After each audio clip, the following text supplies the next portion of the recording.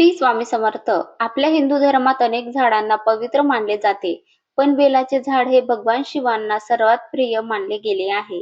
म्हणूनच प्रत्येक शिवभक्ताने बेलाच्या झाडाची सेवा करावी आणि शक्य असेल तर आपल्या घरासमोर सुद्धा किंवा अंगणामध्ये एक बेलाचे झाड नक्की लावावे. शिवपुराणात बेलवृक्षाचे खूप मोठे महत्त्व सांगितले असे वर्णन आहे की बेलवृक्षाच्या मुळाशी सर्व पवित्र तीर्थाचा वास असतो. म्हणून बेलाच्या झाडाजवळ बसून भगवान शिवांचे नाव घेतले तरी ते मोठे पुण्य मिळते असे म्हटले जाते.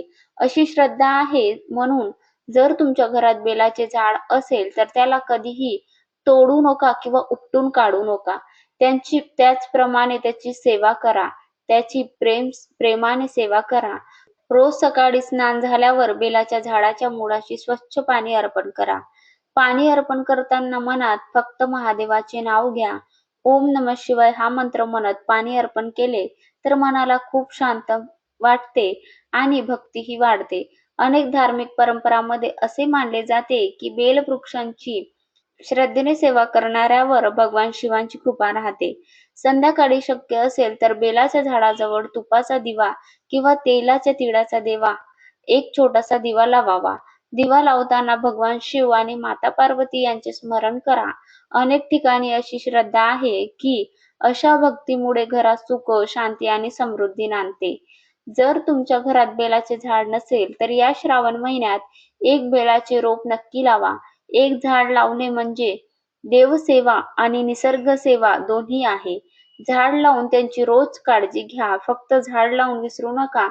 त्याला वेळेवर पाणी द्या आणि त्यांचे जतन करा.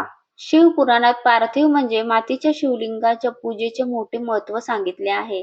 त्यामुळे श्रावण महिन्यात शक्य असल्यास बेलाच्या झाडाजवळ स्वच्छ मातीचे छोटे शिवलिंग तयार करून त्याची पूजा करा. त्या शिवलिंगावर स्वच्छ पाणी, पंचामृत, बेलपत्र, पांढरी फुले अर्पण करा आणि ओम नमः शिवाय या मंत्राचा जप करा.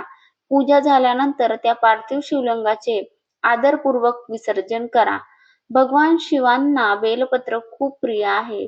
म्हणून पूजा करताना शक्यतो 3 पाने असलेले स्वच्छ आणि चांगल्या अवस्थेतले बेलपत्र अर्पण करा.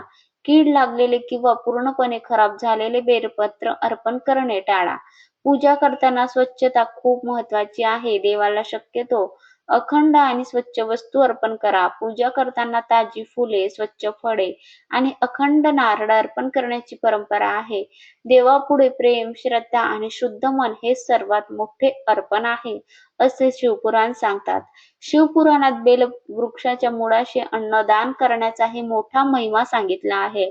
जर एखाद्या गरजू व्यक्तीला किंवा शिवभक्ताला बेलाच्या झाडाखाली प्रेमाने जेवण दिले तर त्या अन्नदानाचे फळ सामान्य अन्नदानापेक्षाही अनेक पटीने अधिक मिळते, असे वर्णन आहे. म्हणून वर्षातून किमान एकदा तरी बेलाच्या झाडाखाली एखाद्या गरजू व्यक्तीला प्रेमाने अन्नदान करण्याचा सुद्धा प्रयत्न करा. बेलाच्या झाडाची फांदी विनाकारण तोडू नका. झाडाला इजा करू नका. जितकी गरज आहे तितकीच बेलपत्रे घ्या. झाडाच्या मुळाशी घाण करू नका. झाड स्वच्छ ठेवा, कारण झाडाची सेवा म्हणजे भगवान शिवांची सेवा आहे असे मानले जाते. भगवान शिवशंकरांना, महादेवांना मोठा दिखावा कधीच आवडत नाही. त्यांना भक्ताची श्रद्धा आणि विश्वास प्रिय असतो.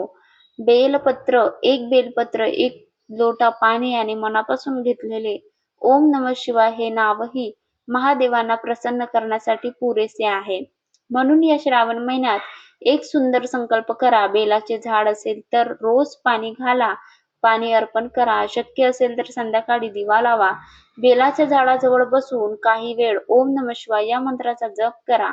शक्य असल्यास पार्थिव शिवलिंगाची पूजा नक्की करा आणि शिवलिंगाची पूजा झाल्यानंतर ते शिवलिंग एखाद्या कुंडीमध्ये विसर्जन करू शकता किंवा स्वच्छ पाण्यामध्ये विसर्जन करू शकता आणि ती माती कुंडीमध्ये टाकावी. एखाद्या गरजू व्यक्तीला अन्नदान करा. श्रद्धेने केलेली ही छोटी छोटी कामे आपल्या जीवनात भक्ती, समाधान आणि सकारात्मकता वाढवतात. महादेव, माता पार्वती आपल्या सर्वांवर कृपा करो. प्रत्येकाच्या घरात सुख, शांती, आरोग्य आणि आनंद नेहमी राहो.